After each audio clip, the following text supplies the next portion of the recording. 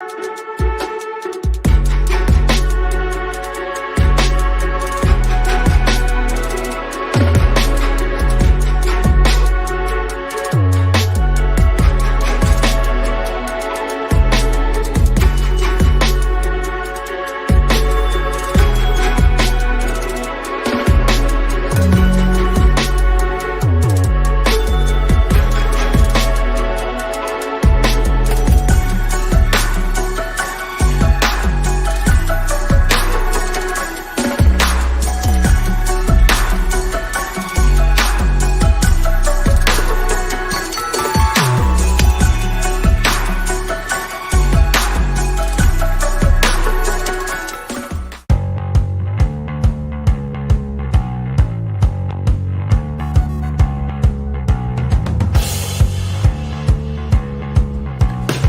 welcome you to another live edition of The Sports Box, your go-to sports podcast featuring great content, conversation, and your occasional disagreement.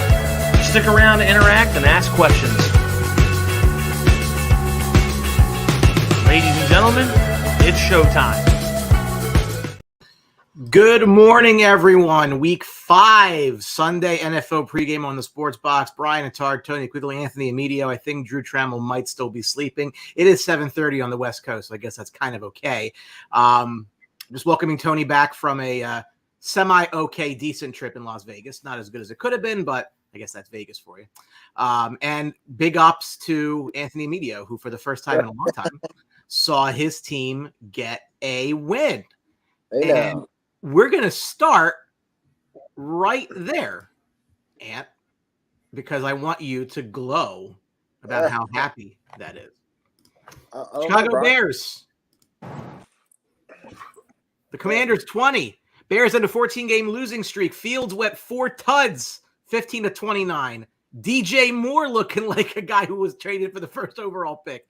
8 for 230 and 3 touchdowns. And Washington's dropped 3 after losing 2 in a row. Anthony, what'd you think? I don't know, Brian. We talked last week, and I'm thinking this was a bad victory.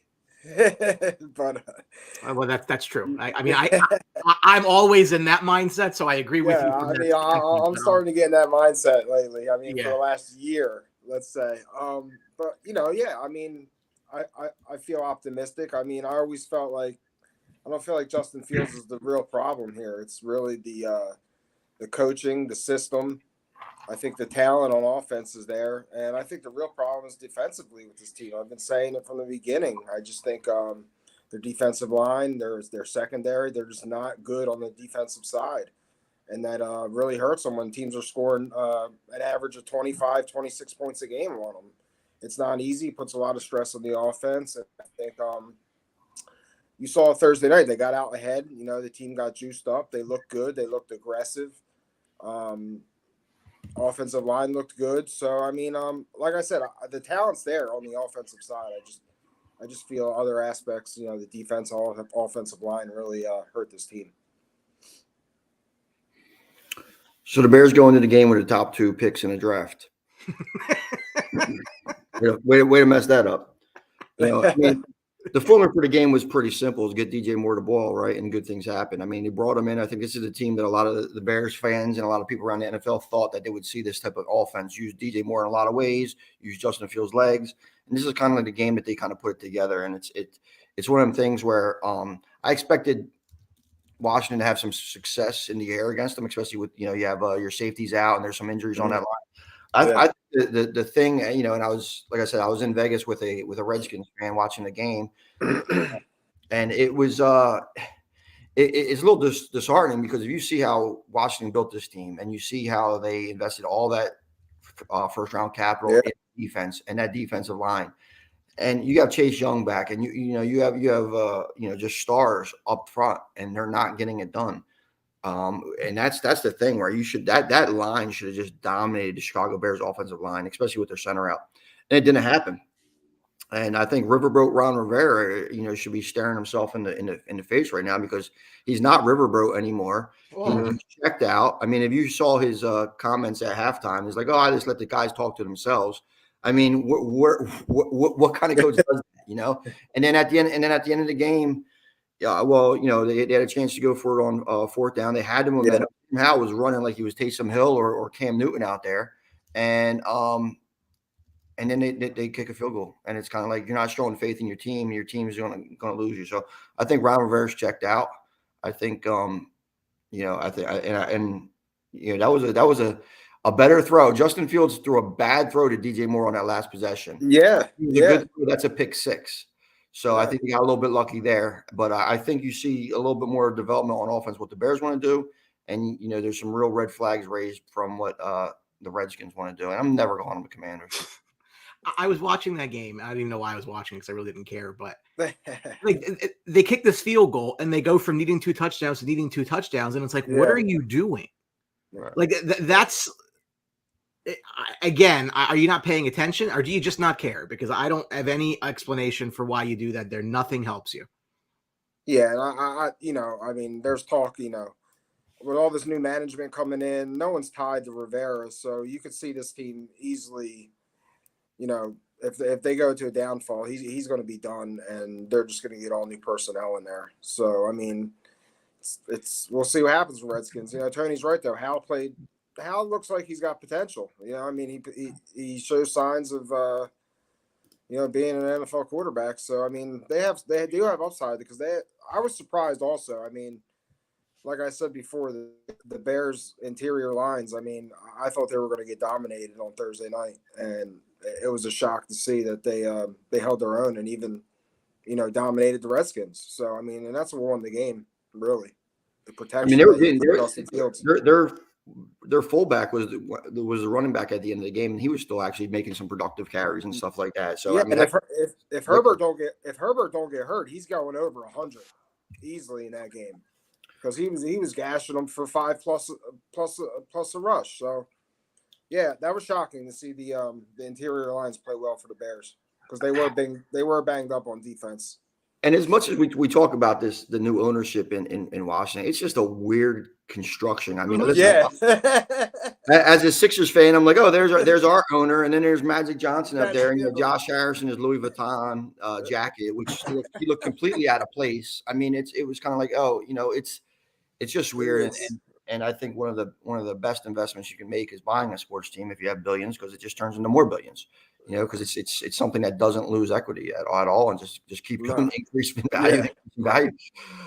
But it's just like kind of weird to see a guy own multiple teams in different sports and in competing areas. You know, so it's, you know, he owns the Devils, he owns the Sixers, and he owns the Washington team, and it's just kind of like. And Ron Rivera, he's got to be out of there soon. He might not make the season because if I hear a coach say, just let the guys talk to themselves in the locker room, you don't want to be there. And, you know, they just brought in Eric Bieniemy, and a lot of people have been trying to clamor for him to get a head coaching job. There's been questions about that, you know, so I don't know if he'd be the one to step in there, but I don't think Rivera lasts the season after seeing the kind of comments and how he just kind of did. He looked disinterested, you know, and a guy, and Rivera is a guy with passion. He was a guy who played the game. He was a cancer survivor. I mean, that was his thing, his passion. Riverboat Ron, let's go out there, play hard, and that's what his teams are always doing. Don't see the same guy, so maybe. He just went with the coaching strategy of they know they're playing so bad that what am I going to say? You know, what am I going to say? You know, that's he went with that strategy. I don't think it really. Who knows? They came out and scored. I mean, they just couldn't get it done. But yeah, I don't see him lasting either. It's just like there's 2 things coming out for me, right? So like, not even a week ago. Like, this Commanders team took the Eagles to the brink, and then they go into and they play against Chicago at home, and they put up that kind of an effort. But Magic Johnson's on Twitter or whatever it's called after the game talking about how the team played with no heart. I'm like, this is not a conducive. I don't think it's the public owner giving the owners. I don't think has ever been like a positive for the team. Like, I don't know that you want your owner on, even a guy with a whatever minority position he has. I don't know how many even have 2%, but he's out there on Twitter talking about how bad his team played. Like, they don't want to hear that. Like, I don't know that that's a. Well, listen, he's got the rings, he's got the credentials, he's able to create in a different sport. It doesn't matter. He's a winner. He's a champion. He knows the mindset. The mentality, yeah. He's a leader of men. He's an iconic figure in all of sports. I mean, it's Magic Johnson, and he knows passion, no matter what sport it is. And he's always been vocal. And I think because he is vocal, and he is a lot of he's one of the figures that a lot of athletes, and Black entrepreneurs look up to. So I think he does carry a big voice, and he's very vocal on Twitter. And it's very obvious to see, like I said, a defensive line that talented not doing anything. That's not skill. That's a want to, and they don't gotta want to. I think that tweet just puts everyone on notice. Right. To be honest, you know what I mean. That's he's probably saying what they're all talking about and thinking. So when you got the Hall of Fame, when you got the Olympics, when you got the best point guard ever, it's a little different than Josh Harris or Daniel Snyder or some of these other people that never accomplished anything on an athletic field. These guys take it a little different when Magic says it.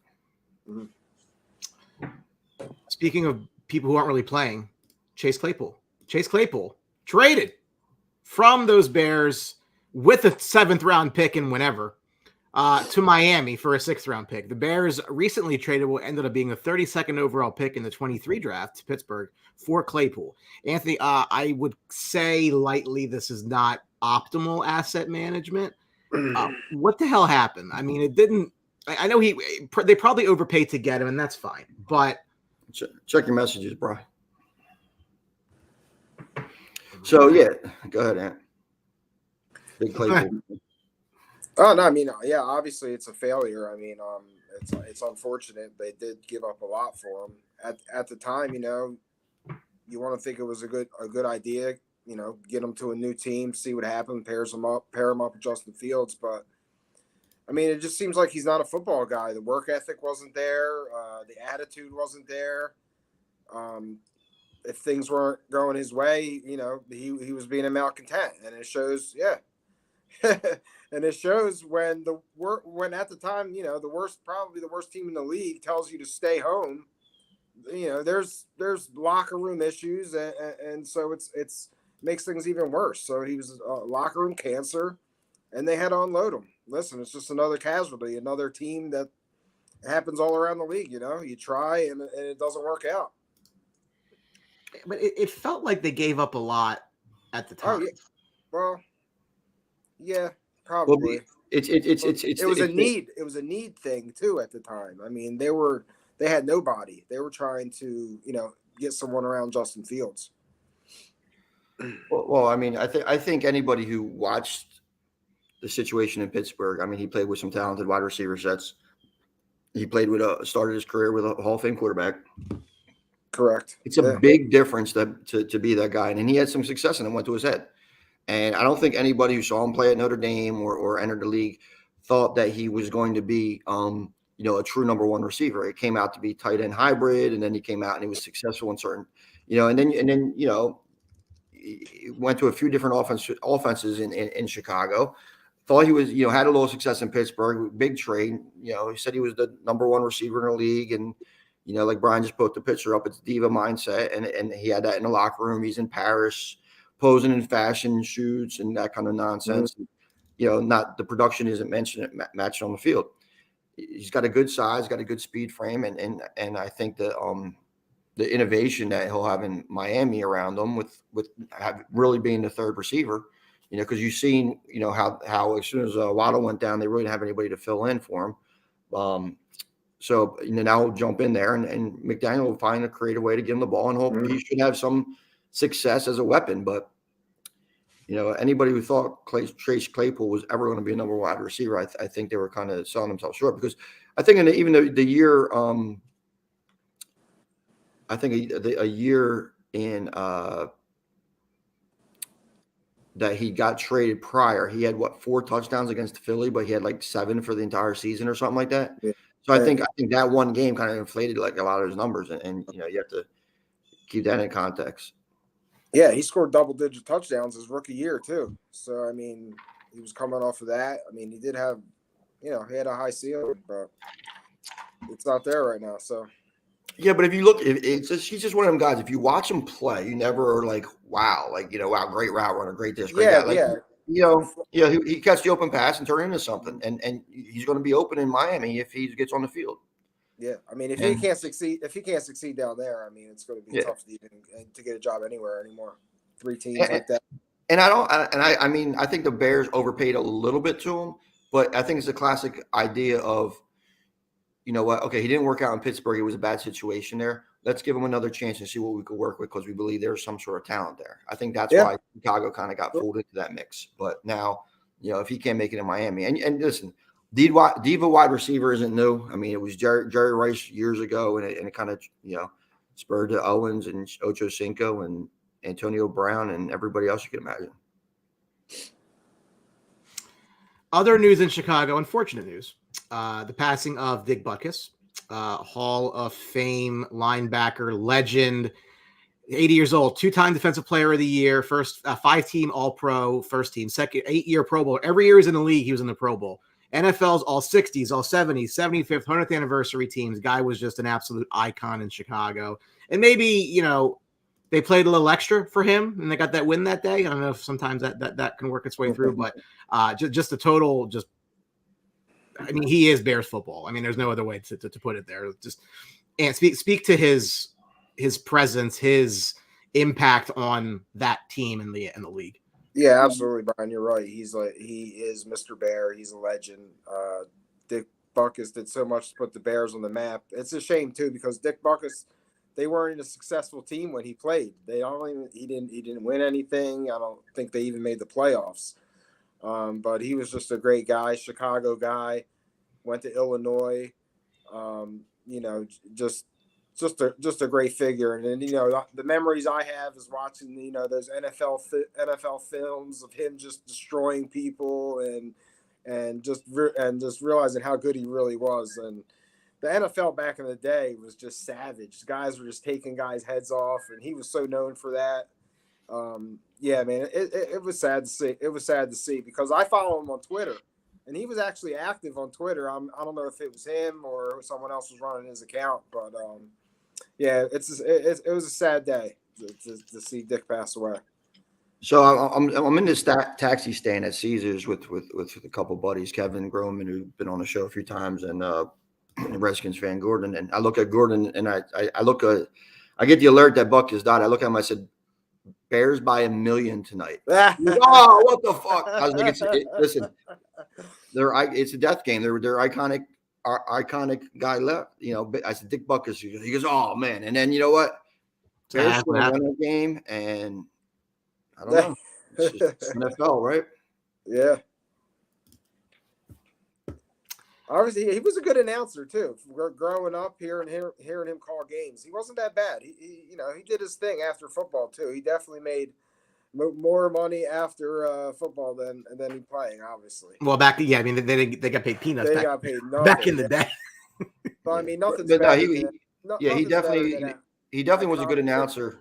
Definitely was a good announcer. Definitely was one of the first TV personalities on the air. That transcended from the field to broadcasting and did a good job. So yeah, I mean that iconic picture of Dick Butkus sitting on the bench, hunched over, bleeding, beat up. I mean, it's probably one of the best pictures. I think that's what Ben Simmons is modeling his career after, except to beat up. I mean, they didn't worry about CTE back in the day, right? Completely different. Stephon Diggs touchdown, gentlemen. Yep. Buffalo was on the board. Nice. And yeah, no CTE, like he was with it his whole life. I mean, nothing affected him, and he hit people hard. CTE is a myth. In a certain way. Put it that way. Couple big points of news here. The big deal in Indianapolis. So after all of this contentious talk back and forth, Jonathan Taylor and the Colts agreed to a 3-year, $42 million extension, 26 guaranteed. And I guess the question here is, if you can talk all, it's in the media, it's always kind of like, negotiations, things like that. But we keep talking about the running back market and how these guys don't get paid and how they, should they or shouldn't they get paid? Different discussion for a different day to the point, right? But does this change the market at all for the running backs that are coming up now? Because I feel as though he's super talented. All this talk was you're going to trade for the guy and then have to pay for the guy, and they wanted a first round pick and everything else.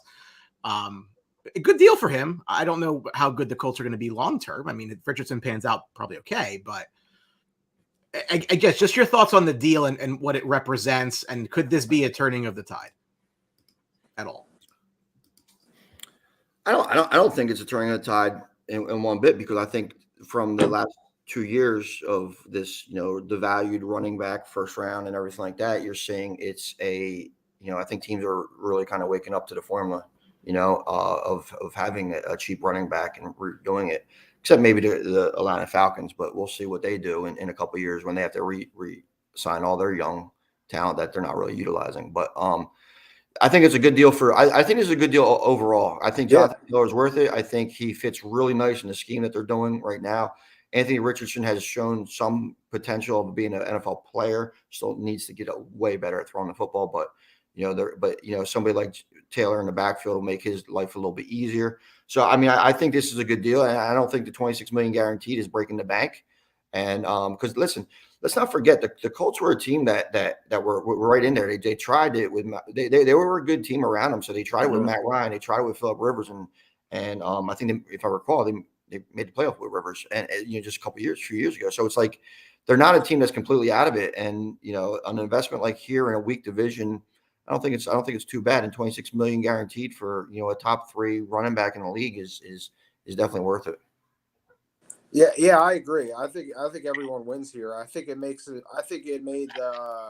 it a lot easier for the Colts to pay him after seeing what Richardson's done on the field and the potential of the team where the team's going, and they could actually do some things this year. So I think everyone wins here. Yeah, I think it's a good deal. He like we said, he's a talented running back, and he's definitely going to make a difference.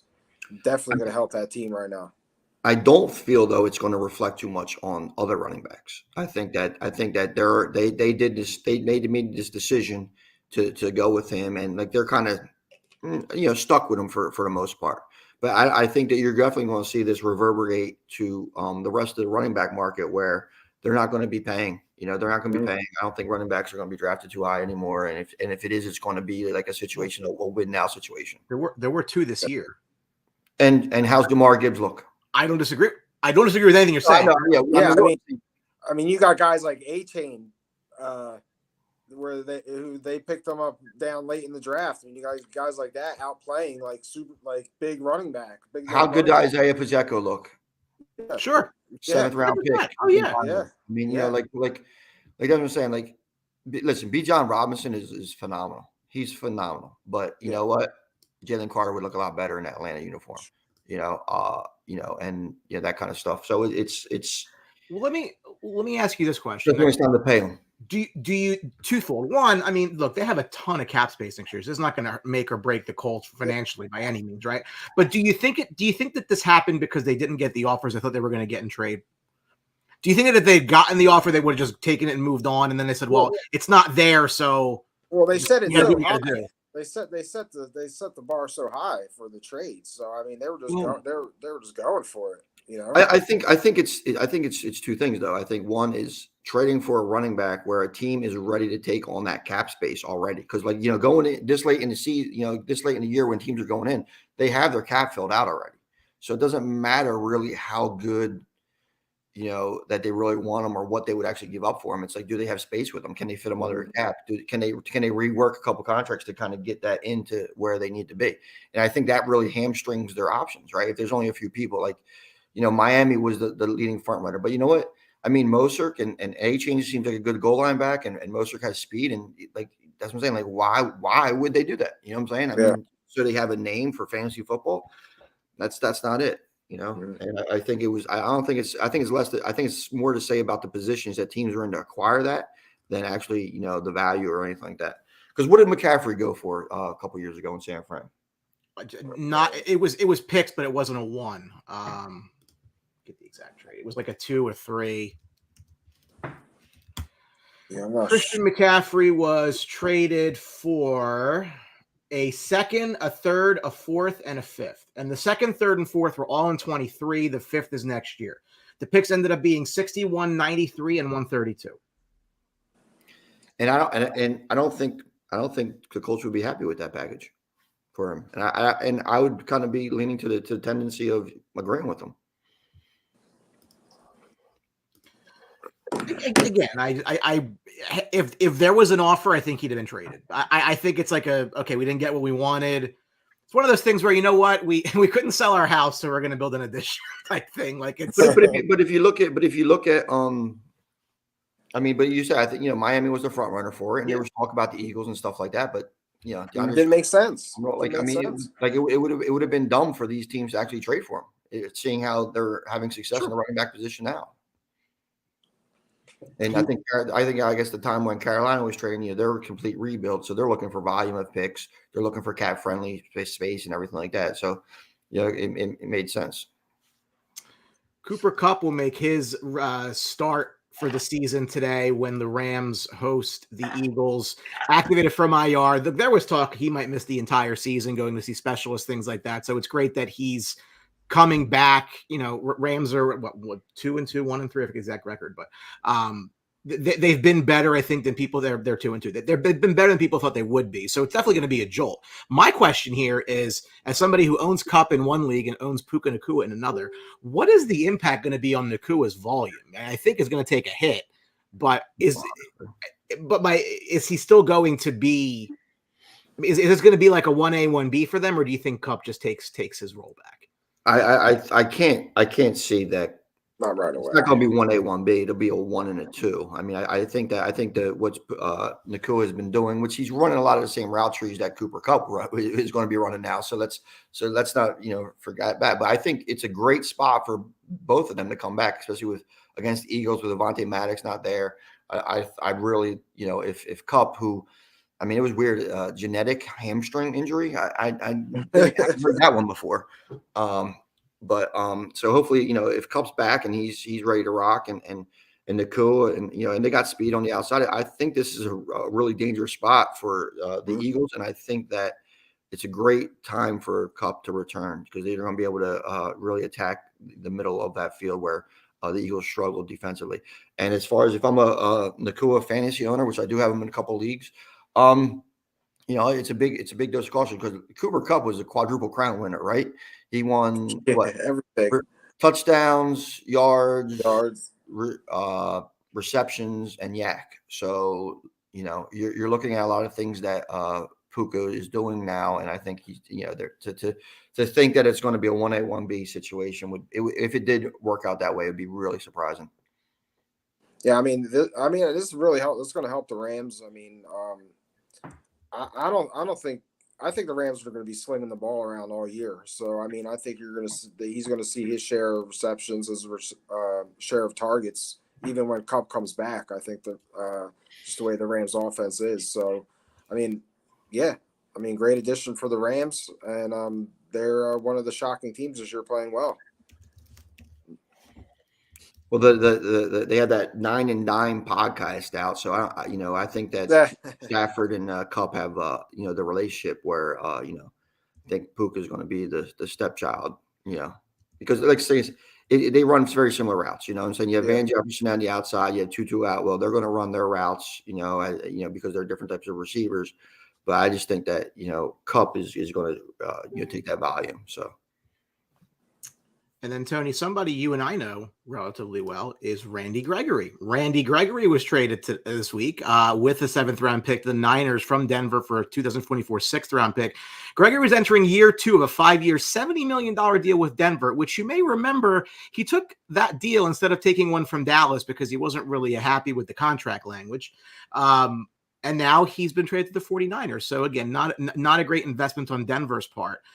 But for the Niners, you're getting a talented guy really inexpensively, at least for this year. So I think that's it's a positive move for them. I'll be curious to see if he's there past this season, given the way his contract is. But look, I mean, Denver shipping off defensive pieces because their defense is god awful.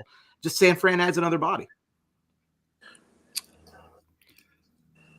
Okay, I mean, I don't know if he moves the needle for anything. I think he's a little bit underweight now for whatever reason it seems, and he's being thrown around, not really doing anything on the field. I mean, maybe you put him alongside of that talented defensive line in San Francisco, he'll give you some situational rushes, but other than that, it's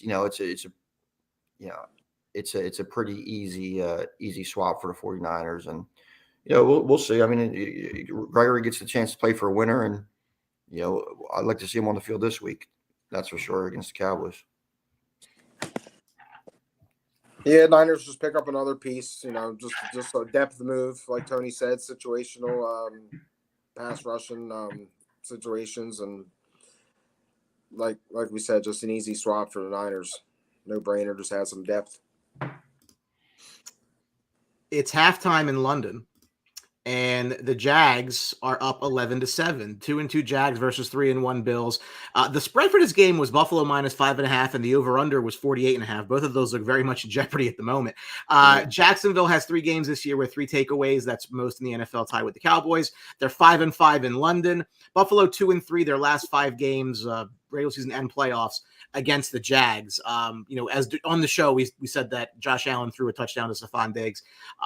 The Jags, my understanding is they stayed in London after last week. They didn't come home at all. So they stayed out there. Interesting. I don't know if that's normal. I don't recall another team doing that. I don't recall actually a team having 2 back-to-back London games. Also, that might be why. But Buffalo last week with just a statement over those Dolphins coming off that huge win against the huge output against the Broncos. Jaguars, even their record last week. I came into the year saying if there was any team in the league I thought was going to be their division winner for sure, it would be Jacksonville. I still kind of feel that way. I think they're going to end up that way. But just your thoughts on these 2 teams. I mean, Buffalo's not playing offensively that great today. But again, it's the London games screw everything up.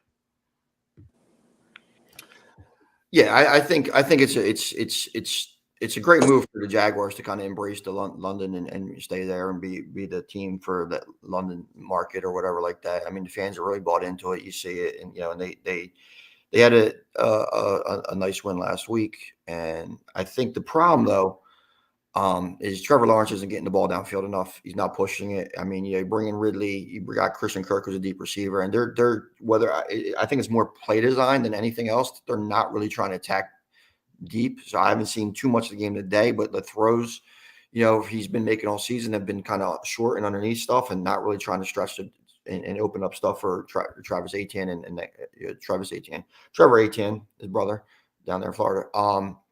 So, I think they have to kind of adjust themselves. And now Buffalo's trying to get a little bit of momentum here as they just scored going into the half. And they're still a favorite. I mean, they're still a 2.5-point favorite Buffalo going into the second half. And that's pretty telling. And I think it has a lot to do with the inefficiency of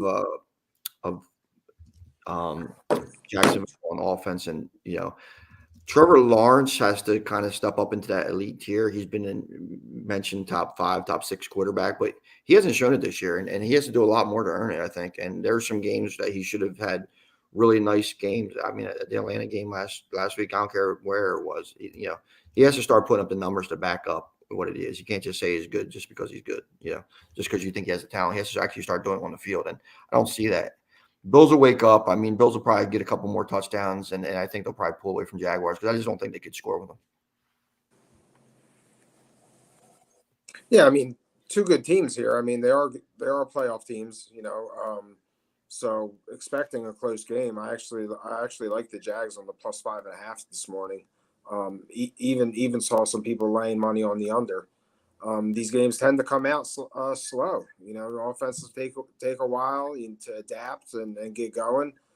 And some of it's play calling too. Like this game I'm watching, I mean, it just seems like the Bills, and every game I watch the Bills game, it's a struggle for them to run the ball. And I think sometimes that hurts them because, teams are just setting up and teeing up on them and know they're going to throw the ball. So sometimes they struggle. A lot of 3 and outs you see from the Bills because of that.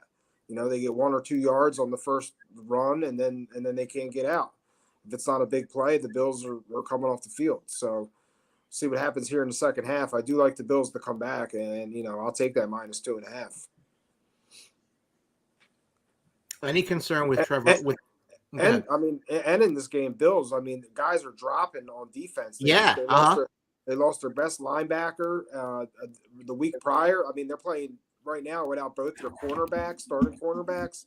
So real concern with the Bills defense. And like we talked about with the Bears. That just puts more stress on your offense, especially when it's hard to run and you got to rely on Josh Allen all the time.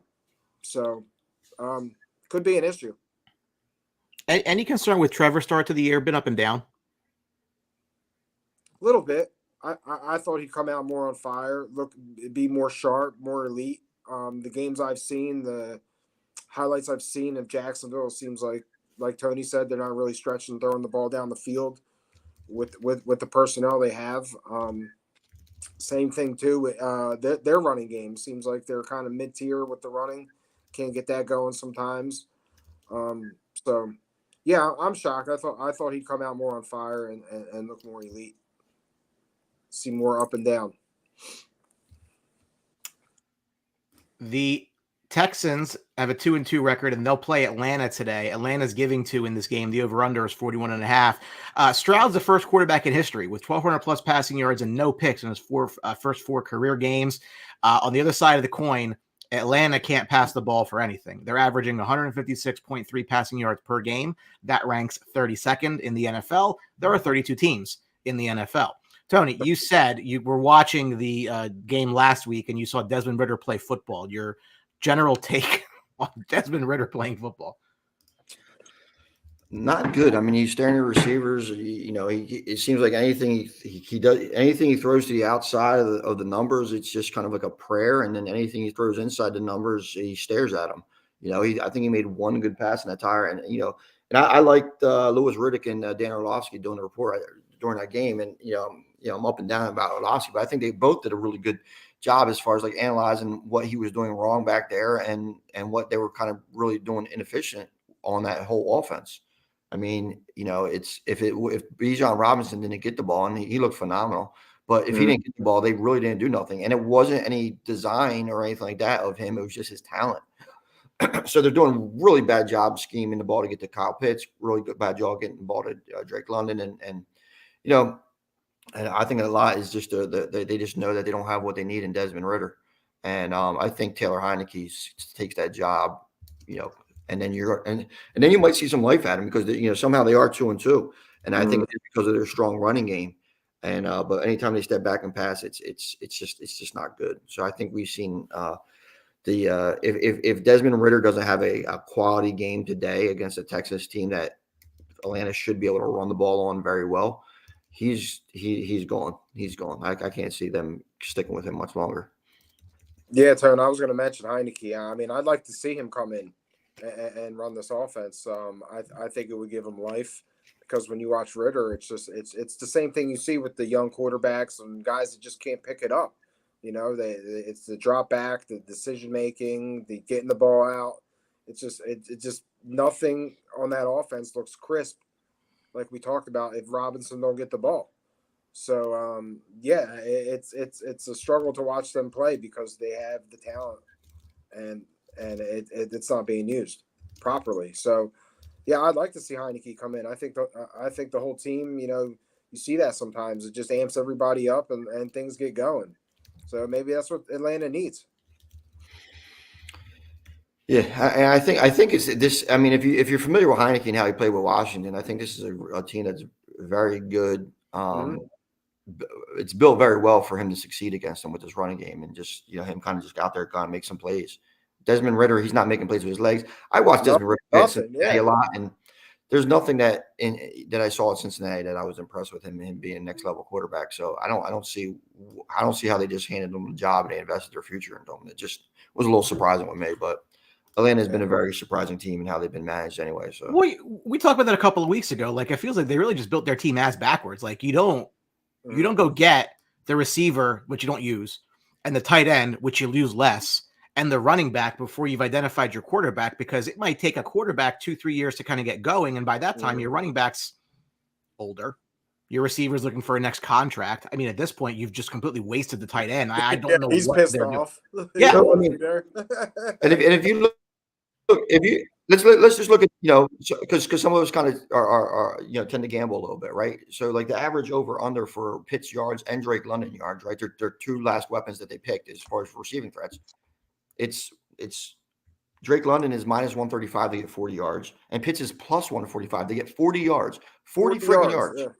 That's pathetic offense. And I mean, they're not developing weapons at all, and it's kind of like having a toddler drive a Rolls Royce. And I don't know if it's, ton of wasted talent. I mean, that's why I think if Heineke comes in, I mean, he's the type of guy, even if the play breaks down, he can make a play. You don't see that with Ritter. When plays break down, the plays just are done. So exactly. And it's just a mess, I think. And you know what, the more time you invest in Desmond Ritter, the longer in the contract that Kyle Pitts, Drake London, and John Robinson are going. Yeah. And then you can't sign these guys. Like how do you re-sign Desmond? I mean, how do you re-sign Bijan Robinson for $70 million when they can't do nothing? I don't know. It's difficult. Even these players, they're going to lose out on money because teams aren't going to pay them for their production. They're actually talented players, but the production doesn't show. So what's the market for them? So I mean, it kind of screws a lot of people. And again, you go back to where they took Kyle Pitts to take a different quarterback. It might, would it have been Fields or somebody else, whatever. The talk of, do you trade Kyle Pitts now? Like you kind of have to think about what are we doing here? But they're 2-2, and that's in their favor today, right? So it's just. I think the only reason why they're fair, and we haven't really talked about the Texans in this game at all, and we should. CJ Stroud's making me look bad, which is fine. But I'll play the long game on CJ Stroud because I don't really think that he's what he needs to be out there. But the Texans passing offense, which we thought they would just be pounding Dameon Pierce the entire season. He's done well. I mean, Tank Dell and Nico Collins, Michigan boy, and Bobby Trees are actually viable, fantasy weapons, which, outside of Dell, who had some sleeper potential. I mean, no one really seen that coming as far as how effective they would be. So you have to give them, a lot of credit there, but I don't think they could stop the Falcons running game today. And if the Falcons are smart, they just pound the rock with Algier and Robinson, but, and control. But, Stroud's been doing good. And if the Texans get up early and force them to play, and a lot of times with these matchups, it's like strength versus strength. If Texans get up 14-0 and the Falcons have to start throwing the ball, then it's trouble. Yeah, they're not built to come back at all. Yeah, I'm going to take. I think I am going to take the Falcons, though, even though they are coming from London. I just think the best talent on the field is going to be Bijan Robinson, and that's the Texans' weakness. So we'll go with that. He should have 30 carries a day. Yeah, I'm going the other way. I mean, Falcons not catching 3 at home. I think the Texans have momentum. They have confidence. I think they're a well coached team, and I'm riding with the Texans today. I'm taking the Texans. I'm going to go on the money line with the Texans for an outright road victory. We talked about Randy Gregory earlier. He will not be active today, unfortunately, for our Cowboys fans. I wonder if they're picking his brain, from the Dallas defense, right? Good luck. That's like a needle in a haystack there. Yeah.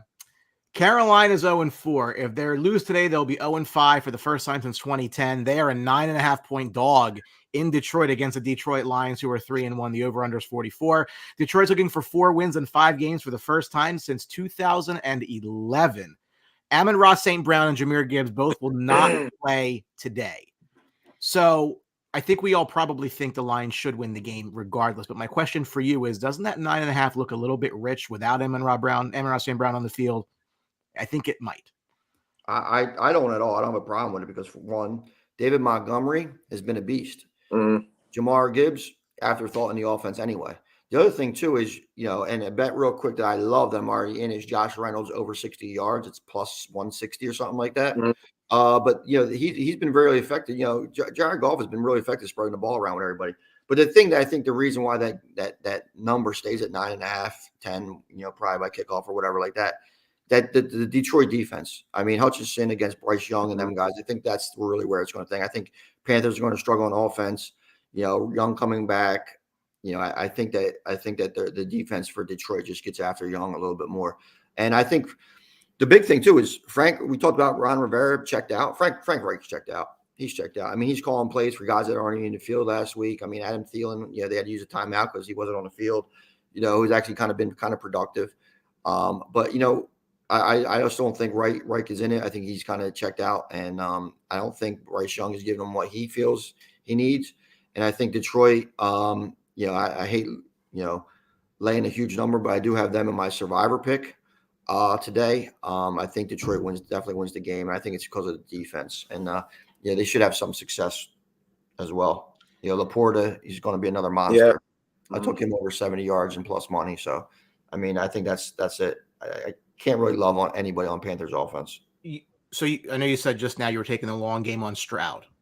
Mm-hmm. What's your opinion then on Young? Do you think that it was the wrong pick? Is it too early to say that? Probably, but do you think that the trajectories both are on continue? I think that I think when you look at Young, it's not a good situation at all. I think I don't think he has much around him. I think his receivers been banged up. Having Thielen helps, but there's really nothing else around them as far as quality. They're depending on Jonathan Mingo and these guys, and we've seen a lot of Miles Sanders being in the Philadelphia area where you're kind of like, I mean, I'm rooting for our boy J.D. Lorenzo to get on the field. He's offensive lineman on the practice squad for the Panthers. So hopefully, he'll be able to kind of crack into a team that's kind of underperforming, and maybe they give some guys a shot and he could super perform because the kid is an animal, absolute dog out there on the field. So it'd be good to see that happen. But, when you're looking at Bryce Young, bad situation right now. I think that it's, kind of time to tell. I mean, undersized guy who's going to get hit a lot.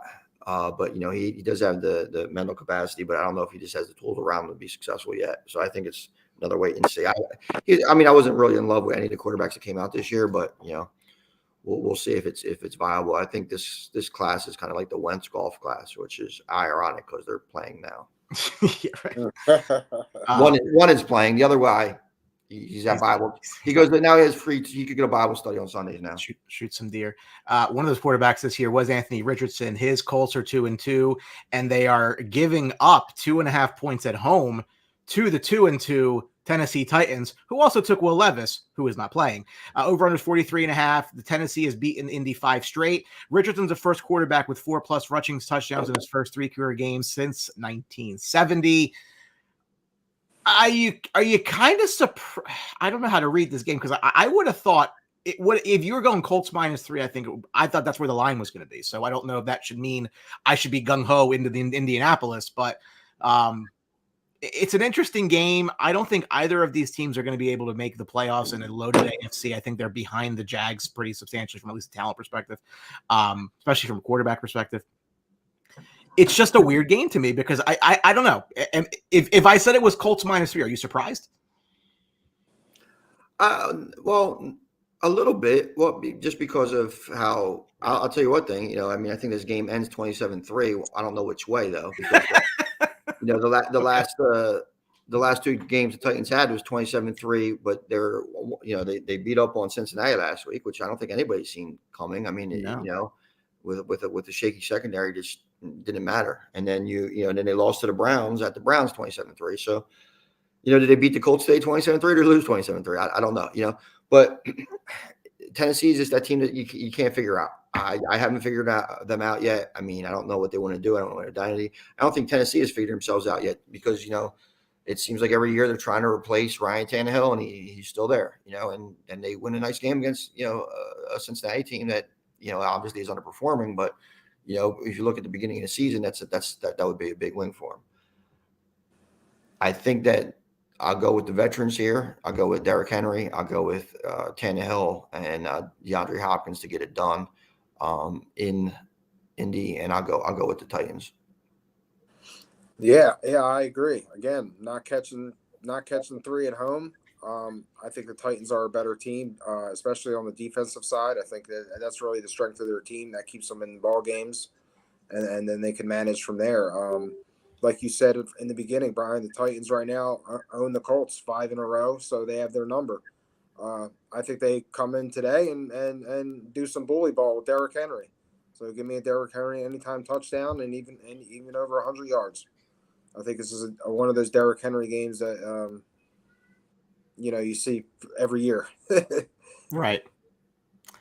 The New York Giants are 1-3, and the Miami Dolphins are an angry 3-1 after a loss last week to the Buffalo Bills. Miami's laying 12.5 at home, and the over/under is 47.5. This is my survivor pick because I really need to get through this week, and I don't know. Lions should be fine. I don't want to make that risk. However, this actually closes out a 2-week parlay for me. It was a 14-leg money line parlay, including college games. It'll be $1,000 day for me if the Dolphins win. So that's where I'm. All they gotta do is win. All they gotta do is That's win. it. All right, B. So, Let's go. What's the? Why don't you throw a little something on the Giants money? Just throw a little something on the Giants money line. because I don't want to. I mean, I can cash it. I can cash it right now for $750. I just don't want to. Plus, Well, what's the Giants money line though? plus The Giants money line is plus 500. I got Throw fucking $570 $50 on it. on FanDuel. Plus 570. I don't think I need to. I don't think you need to either, but I mean, I don't think I need. You're a financially risk adverse person. So I am not I am not a risk averse person if the risk makes sense. Again, so in case anybody cares, You do see it every week in the NFL. So I understand that. I'm long story short, Eagles, Vikings, Chargers, Niners, Cowboys, Chiefs last week. And then college games, I just threw a bunch of high money lines in there because I don't watch college football and have no idea, but they all hit. So now I'm one away at a plus 905. You can't beat the strategy of dumb luck. Hey, that's pretty much how Baum lives on it. It is. Listen, the easiest way to make money in life is if somebody stupid give it to you. DraftKings about to give it to me today, hopefully. So all I'm going to say is they announced that Lawrence Taylor ODs right before kickoff. You better throw something on the Giants money. It'll probably drop to 250. What'll probably happen. Daniel Jones has more picks. Dan Jones has more picks this year so far than all of last year. Miami leads the league with 176.8 rushing yards per game, 10 rushing touchdowns. They had 12 all of last year. Look, I mean, they took it to Denver in a very big way and had a bit of a humbling experience last week in Buffalo, where they generally struggle. But if there's a such thing as a get right game for a team like Miami, it's this one. The Giants are just, I said coming into the year that I thought that their results might be better with the win-loss record being worse. But my concern for giving Daniel Jones that money has proven to be exactly correct. And I think that a lot of, again, to be fair, the whole NFC East had a weaker schedule last year. It's making them look better this year in strength of schedule. The Giants were a beneficiary of that, and they gave him the money based on that production, and it's not panning out. Now you're stuck with him. I don't think he's any good. I never did. I don't know what you do if you're the Giants. And the sad part is I like their head coach. I think their GM's pretty good, except for this. I think this was a disaster. You can't say a GM's good who threw this money at well, him. no, but I feel as though I except for this. And I this think but this is a franchise catastrophic mistake that they made. I don't disagree with that. It's going to take them years to recover from this. Mm-hmm. Yeah. And I forget the meme, but it says, I might never financially recover from this. This might be the Giants' swan song. You're talking about a team who they got a quarterback coach in there, right? In Dable. And, a lot of people were trying to give him Josh Allen's credit and all this stuff. And they were saying Dable will make Daniel Jones the next whatever, which is obviously wrong because this is a team who has never led a game at any point this season. They never had the lead. And we're, we've played 4 games and they've never had the league and they look bad. And, if they get the league today in Miami, it'll be a miracle, but I don't think it lasts too long. I think Miami's just going to boat race them. I think you're going to just see a team that's going to go down to Miami as quitters already. I don't think they have any heart or any fight that they want to have any kind of spark to them, So. Save your couch. You're watching in the outside the box viewing party, so to speak. So it's not Daniel Jones' fault. The offensive line is not getting it done at all, and that is a very fair point, right? Yeah. You saw some of the rush that was coming in Jones' face last week, and nobody was blocked by anybody. They literally had almost free reign on the guy. That is a fair point. I don't know that it's making a difference. You see that in the NFL all the time, though. With bad offensive lines not protecting. But at a lot of times, listen, Thomas has been banged up, and we understand that part. But Daniel Jones just doesn't look good. It's just one of them things too. And I don't think too many receivers are out there, have too many weapons, and Saquon's been hurt, and it's kind of a perfect storm. But in no way, shape, or form, offensive line or not, does Daniel Jones look like he values that contract is good at all? Yeah. The sad part about the whole thing, right, is if you followed like the butterfly effect, had they not gone Barkley where they took Barkley, they probably end up with Sam Darnold, right? And then Sam Darnold probably flames out. And then they draft Justin Herbert because they loved Herbert coming out in his year, but they had just taken Jones a year before, so they didn't do it. You just follow again. It's Well, you know what? How about revisionist this, history, Brian? but How about this, Brian? How about they just took Daniel Jones in the second round when he was supposed to be picked? Yeah, it's not such. Let's not even overcomplicate it. Let's not take the guy at number 6 that was projected to go in the second round, especially when you had 2 first-round picks that year, I believe. So, take him with the second first-round pick. So it's, I like some of the things that Giants have done on the offensive defensive lines, but the Daniel Jones pick is just going to hamper them for years to come. And as you see, what Dallas has on the defense, or you see that what the Eagles are. I mean, they're fighting for the bottom of this division, and it's not a good place to be. Yeah, I don't see the Giants stopping the Dolphins today. I actually like the Dolphins total team points over 30. I think they easily score 5 touchdowns on the Giants today. Yeah, give me the Dolphins. I'm laying the 12.5. Okay, so you like my bet then? You like my Giants to win the game? I do like your bet, Brian. Like I do. That's the kind of Hob tells me I hate the way you bet. I'm like, they're scratch off tickets to me. Like I don't care. Like I don't. One of the bets that I like today, if you're looking for something, I like Jalen Waddle over 100 yards at plus 380. I think he's now back. He comes back. He's fully healthy now after last week, and plus 380 for 100 yards for him, and a team that should just be running up and down the field. I think is really big. It's the rushing game for the Dolphins. Every time you look up, these guys are busting big runs. They really hit on the running backs right now, and once they get going, they're hard to stop. And they're also expensive too. A lot of big contracts, right? It's designed too because you have to keep the safeties back against this team. Yeah, that's also a strong bet. Yeah, that goes. Listen, I don't know. Birnbaum is probably one of the luckiest guys alive, except his looks. So I saw a picture of him going to a wedding, and he was wearing this tux that made him look like he was a waiter. And I made the comment that it looks like that his wife is an Instagram influencer taking a picture with the doorman. That's kind of what it looked like in the photograph. Fair point. Eric. So we're getting to that game. That game is soon. We get to the afternoon games, but that's coming. Shout out to Eric Herring, one of the best people on the planet. I mean, he's wearing an Eagles hat. You sure about that? It doesn't matter. Listen, we're in an area of a lot of Eagles fans, and 90% are assholes, but Eric's one of the good ones. 90% is a low number. Speaking of a low number, the New England Patriots offense is really bad this year. They haven't scored more than 21 points in any game this year. The Saints have only been averaging 15.5. So it's tied for 25th. So there's a reason the number is 39 in this game. Saints are 2-2. Pats are 1-3. Pats laying 1.5 at home. Derek Carr is supposed to play. Great. Mac Jones is supposed to play. Okay. It's funny. I made the point last week, or it was an outside the box after the games last week. I said, it's funny that Bill Belichick and Sean Payton don't look as scary as when they had Tom Brady and Drew Brees. I wonder how much of it can you put into that, right? But just what are your thoughts on this game? Again, the Saints are in a very winnable division. The Pats are not, and they won't. Saints could walk away with that division. I think that the Saints do take this game. I mean, Kamara's back. I think Patriots are just too banged up. I mean, that they had 2 talented guys on defense. Matthew Judon and Chris Gonzalez looked phenomenal as a rookie cornerback out there, and they're both out. So, I mean, I think that the Saints are just a little bit better team.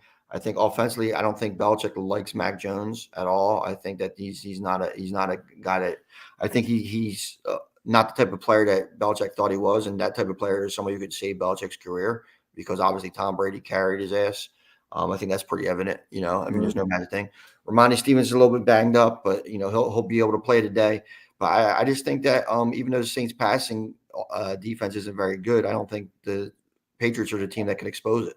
So when you're looking at here, I think the Saints offense is a little bit better. Christian Olave, Mike Thomas is actually, doing his thing out there, and Kamara is going to take the role. So I think I like the Patriots. I like the Saints, and getting +1 won't be ranked head coach. That's a fair point. That's a fair point with the head coaching, but this might be one of the biggest lopsided coaching battles there is. But I just think the talent on the field.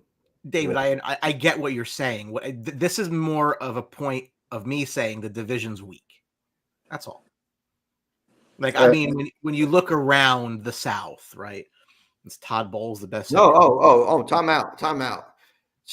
Tampa Bay, I think, is in a better spot to be. Listen, until no. You're not wrong. I'm saying it's not like they're gonna run away with it. The Saints can win the division. Is all I'm saying. The Saints have 2 passing touchdowns this year, I believe. Yeah, it's not good. No. Well, I mean, they had Jamal Williams earlier in the season. I mean, I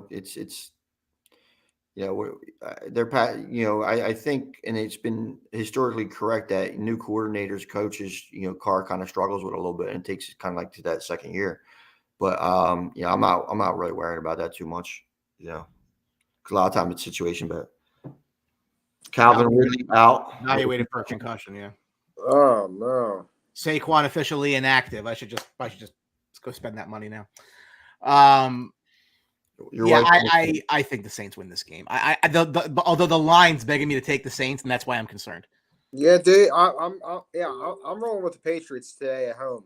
I think somehow they get it done, and I actually like a Hunter Henry touchdown +270. I think he could get into the end zone, and I'm going to take the Pats -1.5 at home. The under. Nah, I'm not going to mess with it, but it does look like an under game. Unless you get some things defensively, which again, that's always. I think that's always the concern with these unders, with these bad offenses, is the defense can score points as well.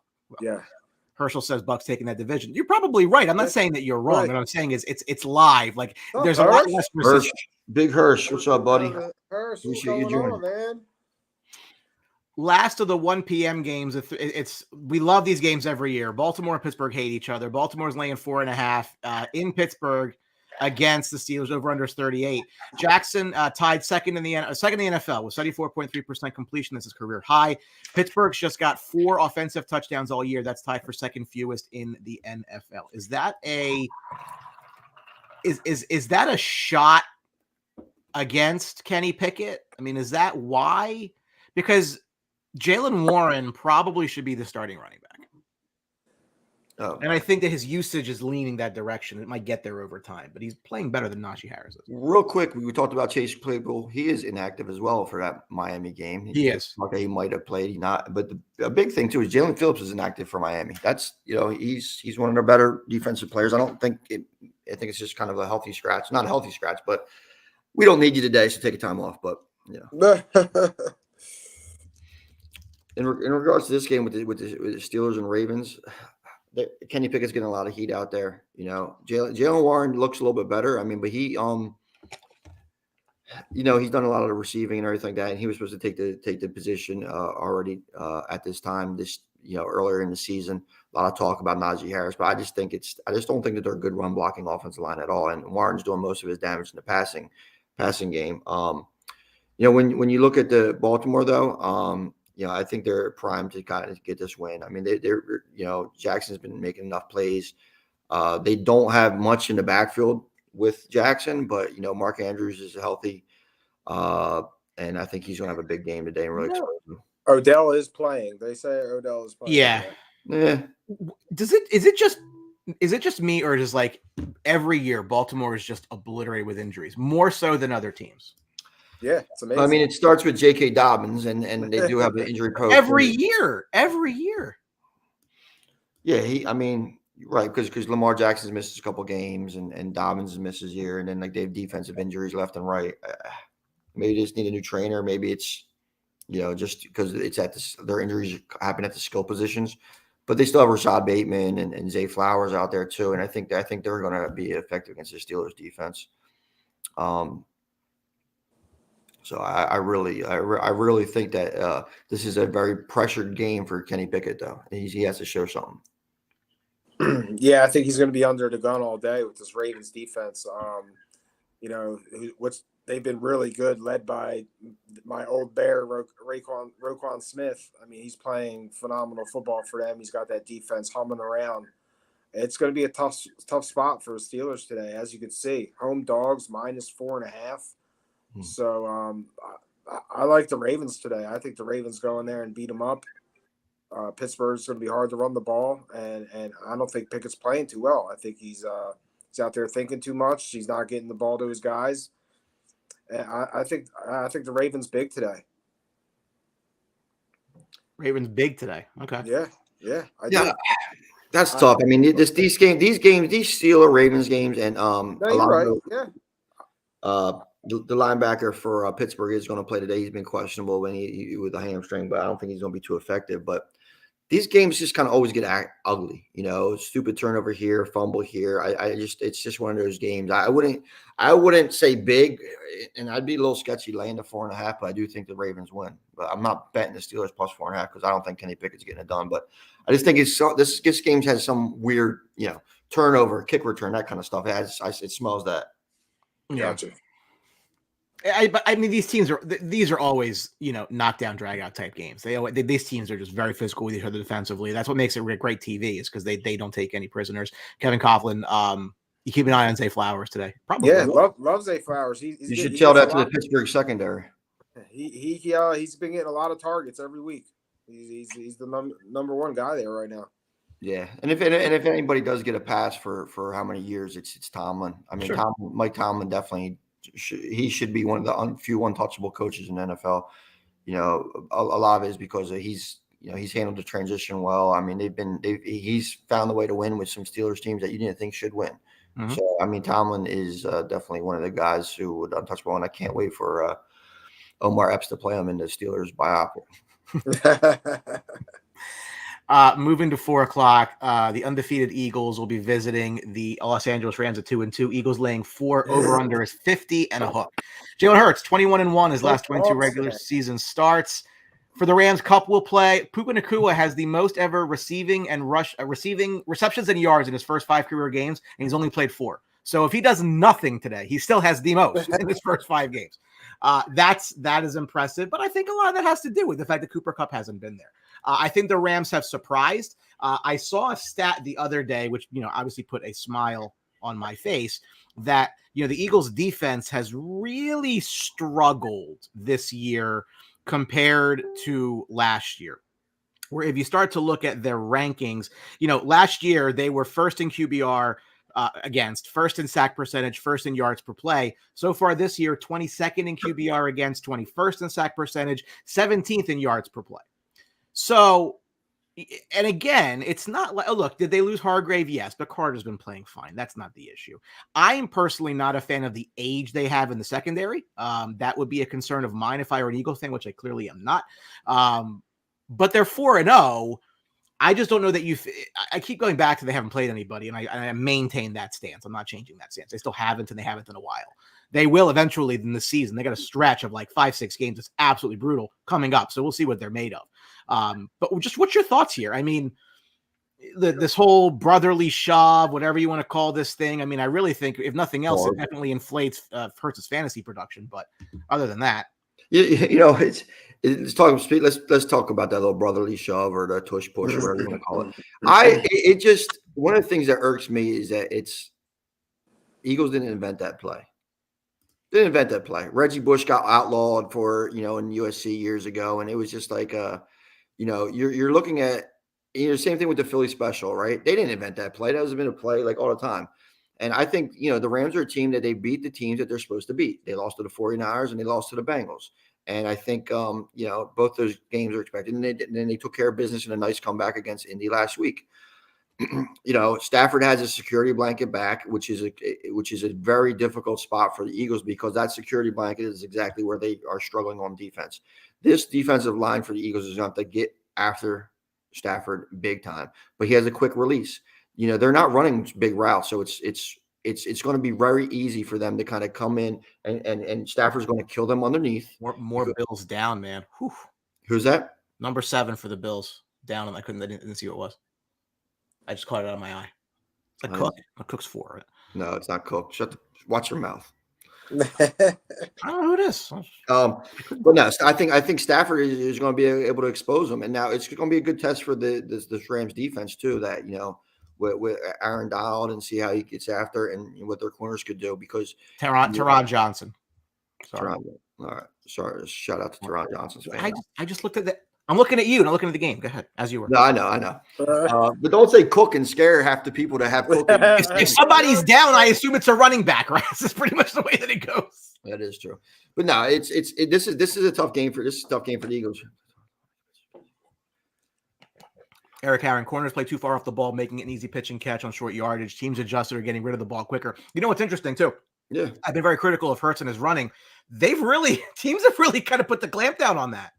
And Stafford has the gun Stafford has the absolute gun to make them short, quick throws. You know what I'm saying? Yeah. And actually, Stafford might be one of the few quarterbacks that had a stronger arm than Eric Aaron could actually fucking sling the football back in his day. But I mean, it is just one of them things where it's a bad situation. And Kyren Williams they have a running game now. You know, who expected, them to jettison Cam Akers and they pick up with the running game. I mean, DeAndre Swift's going to have to play big. They're going to have to start working Dallas Goedert into this offense somehow, and try to make it plays because, AJ Brown and Devontae Smith. I mean, this is going to be a good game. I love the over of 50. I don't think that, Eric still has a fade, and no one threw a better fade than you, buddy. Trust me on that one. So it's a game where I like the over. I think there's going to be points, and I think it's going to come down to what quarterback makes the play. And now listen, I'm assuming that Cooper Kupp's healthy, but I think he is. I think he's ready to play, and I like the Rams in a shootout. Definitely taking the 4. I think Rams went outright and the over. Yeah, I agree. I think this is a tough spot for the Eagles today. It's kind of one of those games, you fly out. Like we said, they're getting Cooper Kupp back. I think this is a really formidable wide receiver crew that the Eagles are going to have to put up with all day. And like we said, Matthew Stafford is the guy to do it. I saw Kevin come up. I like Stafford's over attempts in passing. I like him over 275 yards today. I think and here again another home dog. This is the 5th home dog today, so something's got to give today. So give me the Rams on the money line on the over +172 on the money line. And if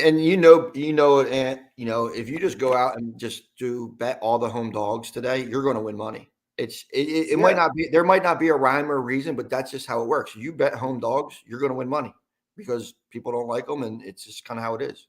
Yeah, and there's 5 of them today, so they're out there to play. I mean, if you see it, and I think this is a good one. I think this is just a spot for the Eagles that the Eagles could struggle. It could turn into a shootout, and they could lose it.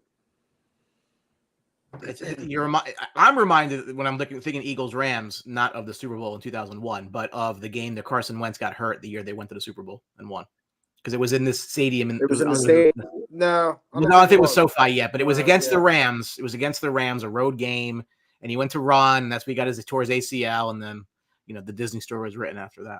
Let's hope nobody gets hurt today. That's for sure. Never like seeing that. No, I don't root for it. 4-5 game, the 1-3 Bengals, and probably if there's one team today in a must win, it's them. At the 1-3 Cardinals, laying 3 on the road over under 45. Since he's got just 3 offensive touchdowns this year, that's fewest in the league. They're last in total offense. On the other side of the ball, Dobbs, one of 3 quarterbacks to start 2+ games with no picks. Look, I am an unabashed Burrow guy, right? But he hasn't played well. The injury, I think, has played a role. Not playing in preseason at all has played a role. I think that obviously the talent is still there. There's this fake story going around that Jamar Chase requested a trade. That never happened, but you guys believe it because you see it on Twitter. Again, the problem for the bank, you have to win this game. There is no ifs, ands, buts about it. You cannot lose this game. The AFC is not the NFC. You're going to need to win 10 games, I think, to make the playoffs in the AFC. And the more you lose, the less chance you have of doing that. So the Bengals need a win here. I think they're going to get that win. But Arizona, you can honestly make the case, should be 3-1. And that's crazy when you think about it, right? Could have easily beaten Washington, should have beaten the Giants, did beat the Cowboys with a surprise win, and then the Niners took it to them. But they could be 3-1. And I think that speaks a lot to the changes they've made on the coaching staff, because look, you're playing with a backup. You don't have Kyler Murray there. You pretty much have been selling off pieces to your roster to try to, get draft capital. You got to be, if you're a Cardinals fan, you have to be encouraged, I think. I would say. Man, this game, I have no confidence in this game, and this line at Cincinnati -3 shows that no one has confidence in Cincinnati. From week one, they were kind of their hands were tied. Burrow's hurt, and you have to make a decision whether to put him on the field and see what happens. And it really hurt them. They didn't sit him down. They rushed him out there. And right now we talked about this last week. They're in a tough spot. I mean, if they lose today, do you shut them down? What do? You already have 4 losses. I mean, how do you handle this? Like they just been I think it's just something that's been really weighing down on the team, and they can't get out of it. I don't know if they win this game today. I really don't. Who, Cincinnati? Nah. Yeah. I like Cardinals. I like the Cardinals. Yeah. Honestly, I think they have the defensive line that's causing pressure, and and their offensive line is playing well. I mean, you've seen how they kind of controlled some of the Dallas game, and the Bengals embarrassed themselves last week. And you want to give whatever. Listen, we're going to week 5, and now, if Burrow has been this hurt where it's affecting his play this bad, then he shouldn't have been playing the last 4 weeks. It's just, and you're just doing injustice to him. The running game has been, not where it needs to be. The passing game has been putrid. I mean, I think Burrow threw for, I don't know, did he break out 200 yards last week? In a game where they scored 3 points. I mean, this Cardinals team, for whatever reason, they play hard, and they have no business playing hard at all. Dobbs is a quarterback who, I watched him play a lot in Tennessee. I wasn't entirely impressed with him. He had some starts in the NFL. Really wasn't impressed with him. But he looks to be a gamer, whether he has eyebrows or not. I mean, it's one of them things where you're out there like, what, this kid can play. They get rid of DeAndre Hopkins, Kyler Murray's out. I mean, this team had tank written all over, and they're fighting every week. And you have the guys on the field that are going to fight. And football isn't a game where you're going to make the players tank. Even if you're trying to. So I think the heart that the Cardinals have, it's very surprising to see what they're playing with, because they really shouldn't be in. They shouldn't. This game should be a 20-point Bengals win, and the fact that we're questioning it just shows you the state that Cincinnati is in now. I'm going to have to go with the Cardinals. I think that they pound the ball and they get it done against the Bengals. Well, let me ask you this question. Let's just say the Bengals win, right? Is it still too little, too late? Like, can they turn this around at 2 in that conference? Absolutely. I mean, what are we? 18-week season now? 20-week season? 35-week season? I don't. But you got. My point is, pretty sure we're going to be playing the Super Bowl, during March Madness. I mean, you have no room for error though. That's what I'm saying. Like 4 games, you have to close out. Well, you see what Cincinnati's going through. Yeah, I mean, but Ravens look like the class of that division. Pittsburgh has huge question marks on it, and so does Cleveland. So, you're looking at Bengals go to 2-3. It's the first quarter of the season. They're fine. No, this is a must win. No, but they have to win. Yeah, they have to win. The schedule, you have to win this game. Next week they host Seattle, then they get a bye. Out of the bye, they're at San Francisco, hosting Buffalo, hosting Houston, at Baltimore, hosting Pittsburgh, at Jacksonville, Colts at home, Vikings at home, Steelers in Pittsburgh, and then the Chiefs in KC. They end with the Browns. I mean, if they lose to the Chiefs, that's 1. The Jags, that's 2. Bills, San Francisco, that's 4. If you get 4 losses, you're already at 10-7. Yeah. If you win everything else, there is no team that needs to win more today. The way the injury was handled, kind of just but Chase said it. Chase even said it. I need you to be healthy in week 5. We're in week 5. Yeah. So, well, I hit all my bets so far on the early game. There you go. I need a fucking sack from Josh Allen. A sack from Josh Allen. If you're watching the Jets Broncos game, God bless you.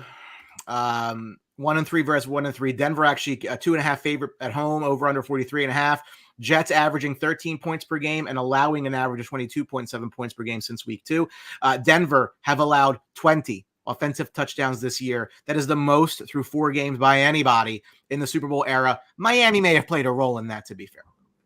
But this is just going to, I mean, if you're now, I mentioned to you guys before the show, I had to start Zach Wilson in fantasy because my 2 quarterbacks are Justin Herbert and Deshaun Watson. Yeah. Poor planning on my part. It is what it is. But I'm also kind of okay with it because Denver's defense is crap. So this could be a game that Wilson gets me 2 touchdowns and 250 yards. Why not?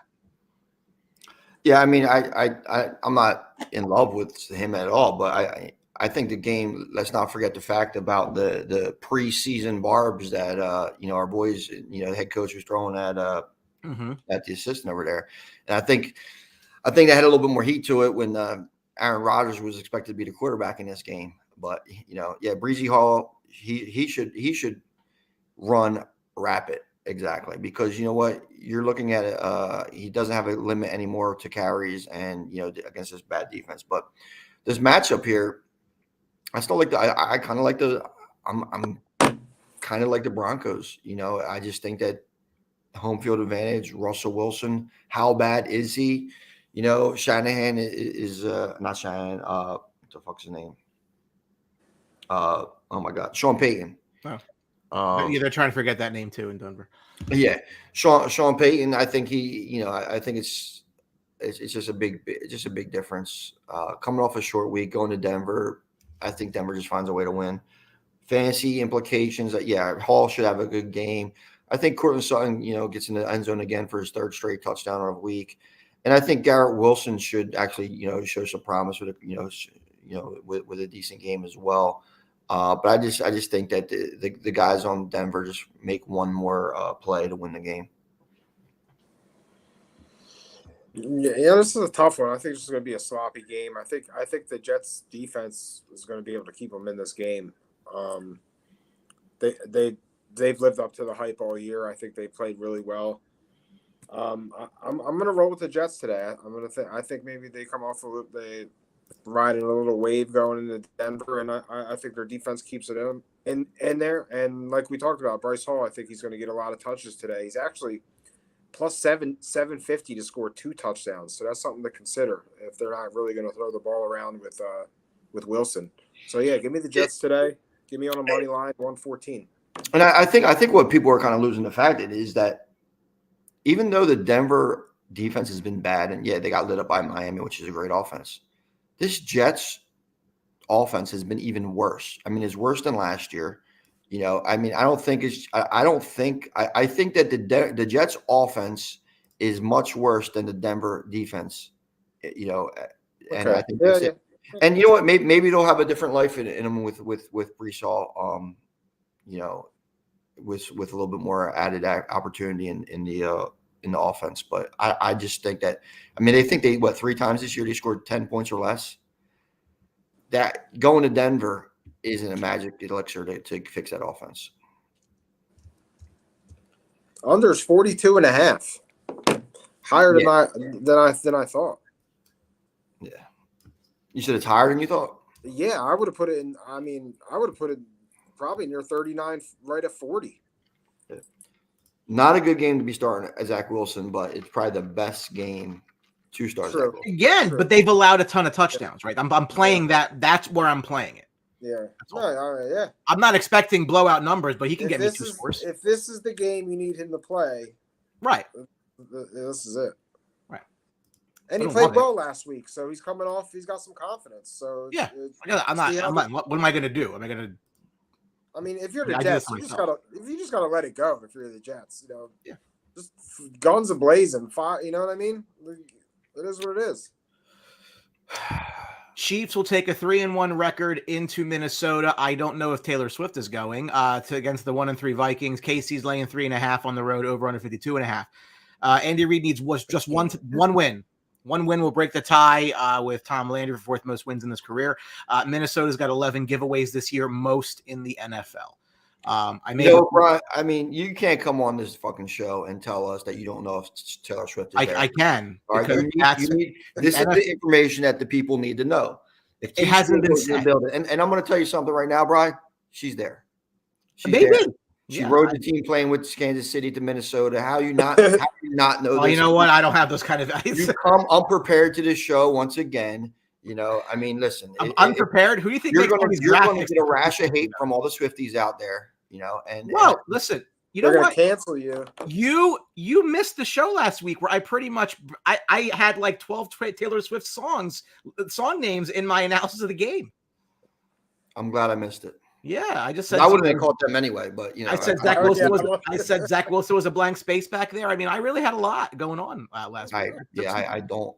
I'm glad I missed it because I wouldn't have got the references. I'm sorry. Okay.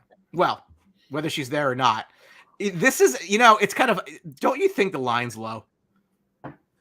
That tells me you know what this game reminds me of. Kansas City doesn't cover, Brian. Kansas City never covers. Yeah, I mean, are they knocking your socks off right now, Kansas City? But it reminds me that Jets game was rigged. It was ridiculous. But it reminds me of the game last year. I think it was week 3 that the Chiefs went into Indy and lost. Like that's the vibe I'm getting. How about week 1? How about week 1 then when they lost to Detroit?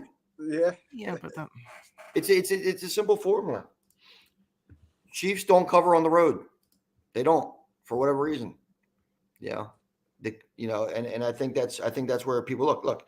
I mean, let's look at it. Let's look at this Kansas City offense that everybody fears for. 21 points in a loss. 20 points to a loss in Detroit. 17 points against the Jaguars.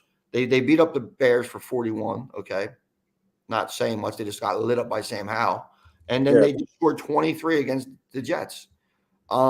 Where's this offense at that everybody should be so fearful of? Because it hasn't been on the field. I mean, they're getting some good yards from Pacheco last week, which really kind of, I think 2 weeks in a row he had a pretty good game. Solidified that RB1 spot.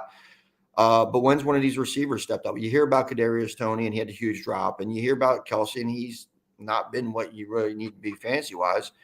But they're not getting. Sky Moore was supposed to take the next step, not happening. Valdez Scantling. He'll catch a long ball every now and then, but that's what he's been for. So I think that, I think Minnesota has an opportunity to outscore the Vikings, over the Chiefs. So it's not a primetime game, so you don't have to worry about the primetime Kirk Cousins.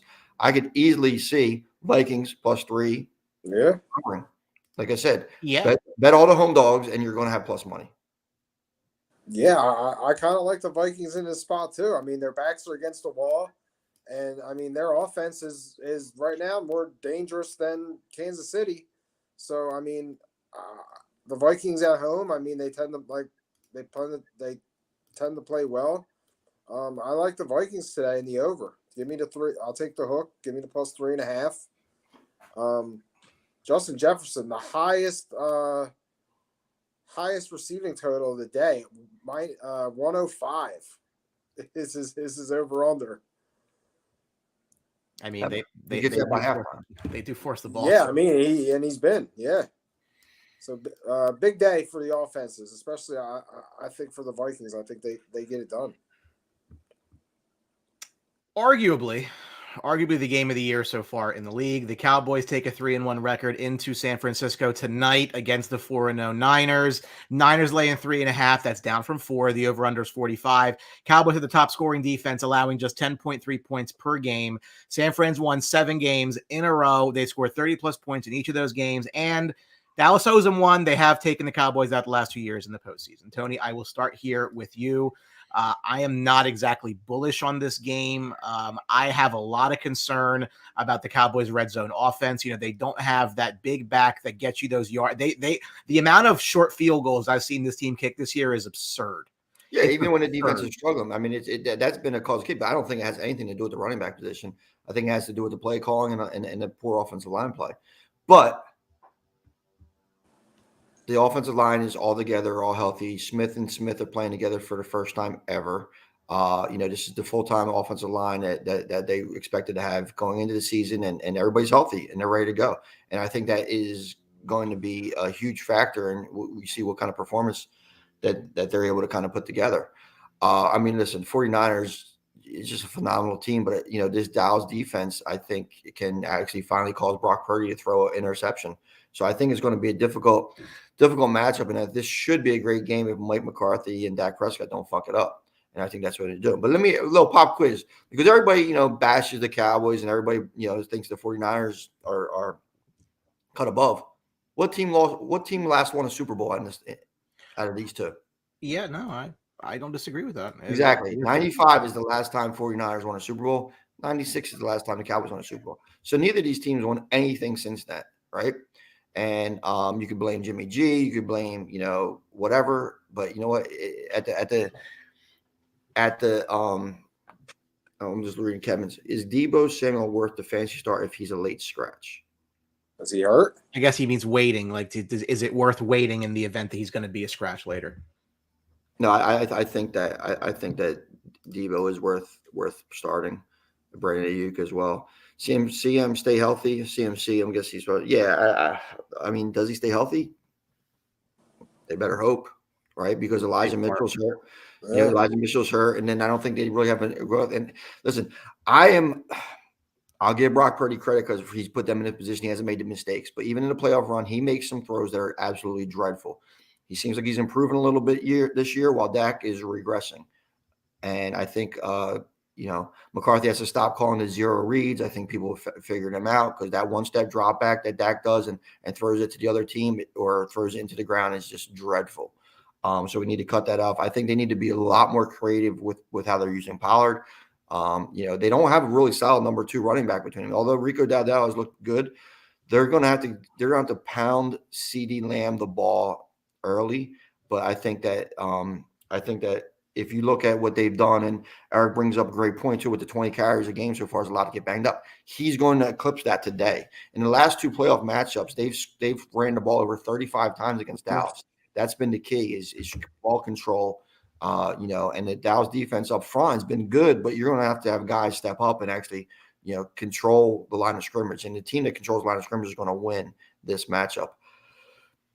Give me the Cowboys plus 3.5. Let's go. This game falls on Dak today. I mean, yeah, that's not exactly confidence inspiring at all. But it does. I mean, Dak's this game is going to be determined by Dak's performance.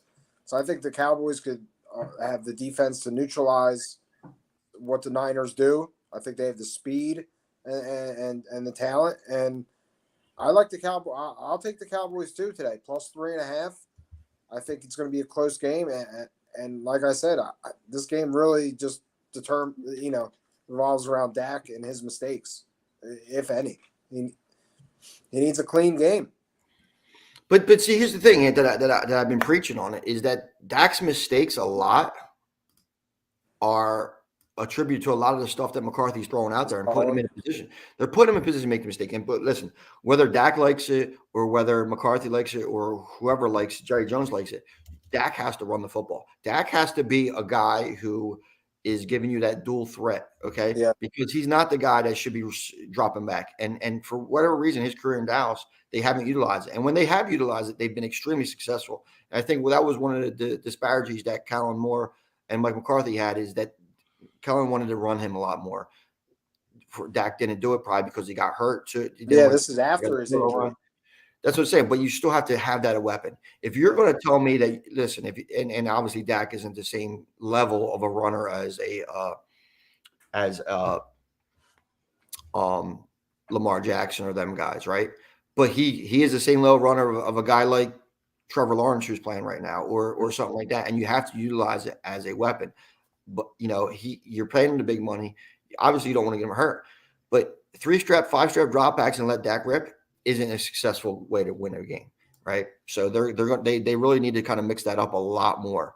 His bootlegging and everything like that is open. So he has to kind of just take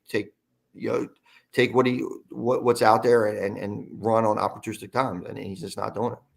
Kind of looks a little bit like Justin Fields in the beginning of the year.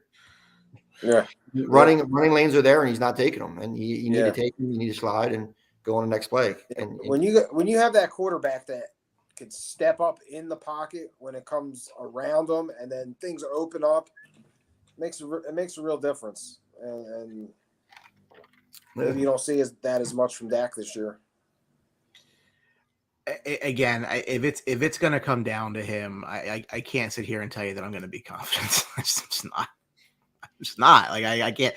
It's just every single time he's in a big spot, things go poorly. It is what it is. I'm numb to it. I'm conditioned to expect it. So you know what? If it doesn't happen, I'm pleasantly surprised.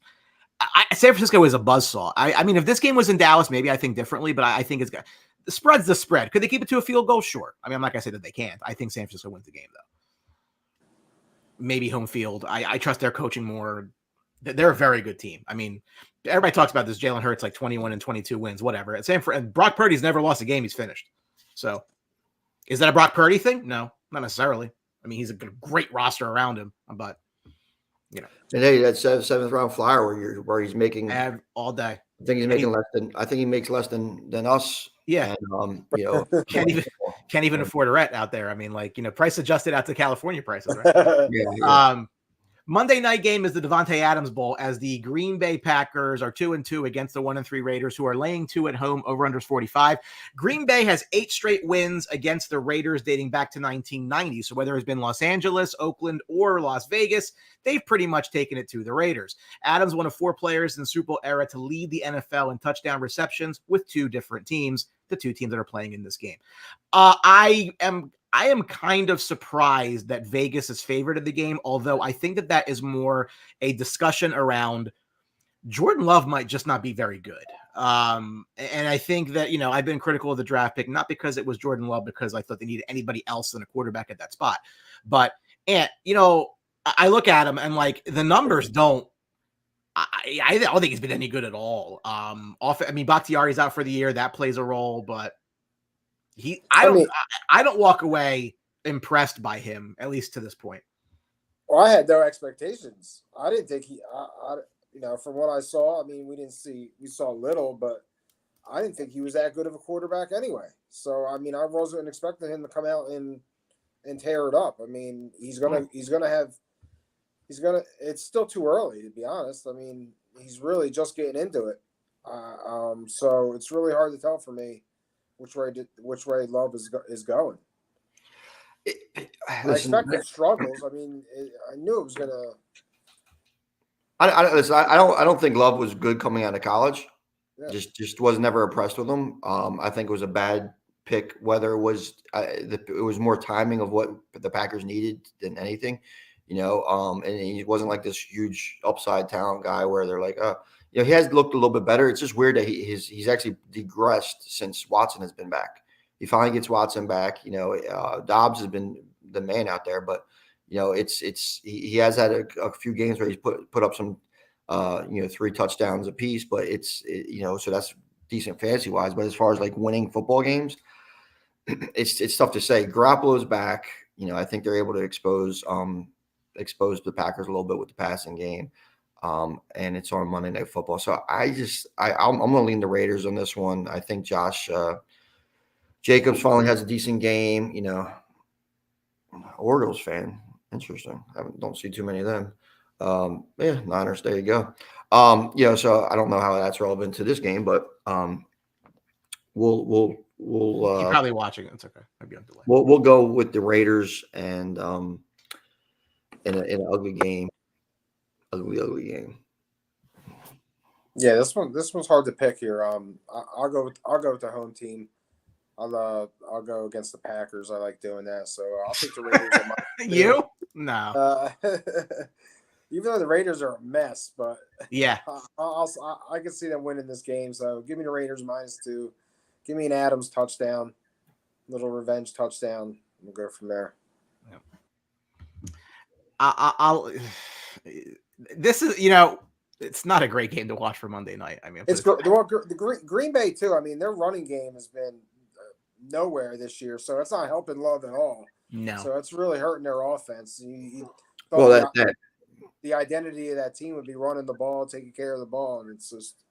Well, yeah, that offensive line though. I mean, they're not built for anything. I mean, Bakhtiari doesn't even want to play. I mean, let's be honest. I mean, he just doesn't. He hasn't been healthy last 2 years. I mean, it's You know, whether it's Dylan back there or Aaron Jones, as McLaughlin pointed out, that like it's the line's not getting it done. I mean, this is a team that the Raiders team they should be able to run on. I mean, they've had some. They cut Chandler Jones this week.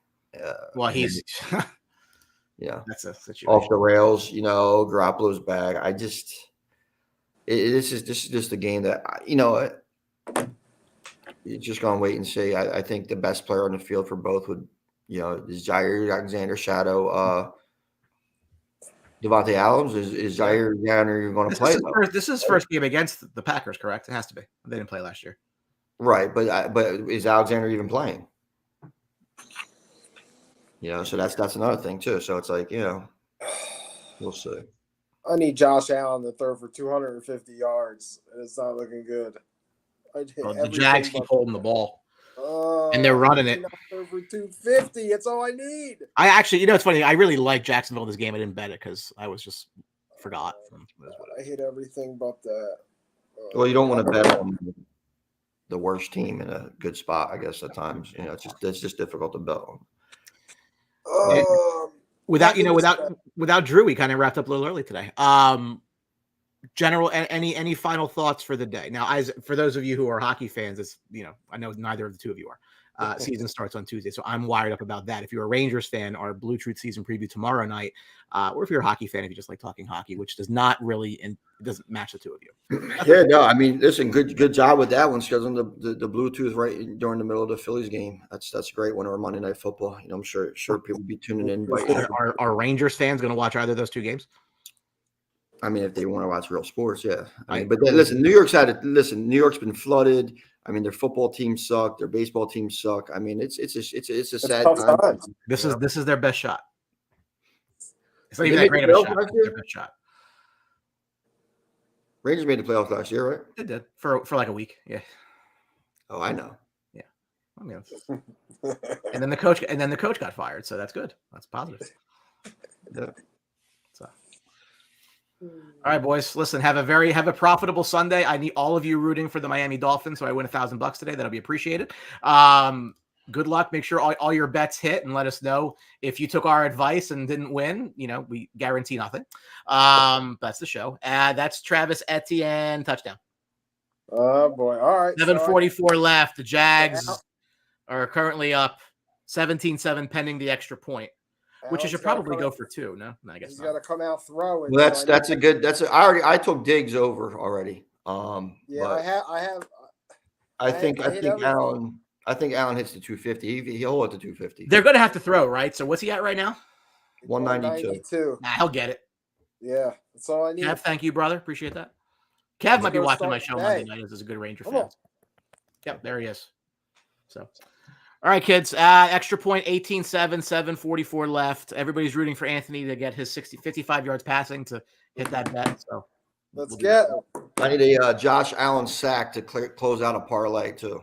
Oh boy, here we go. Wait, hold on. Lawrence rushing. You need Josh Allen to be sacked, or Josh Allen from the Jaguars to sack someone. Correct. Okay, because you could look at that both ways. No, that's why I specified these names these days. So I need a Josh Allen interaction. Okay, that's fair. Josh Allen on Josh Allen crime. No, that's why I always bet straight. You hit 2 out of 3, then you get the parlay to sweeten it up. So there you go. That's it. All right, kids. Have a good Sunday. We'll see you next week. All right, guys. Peace.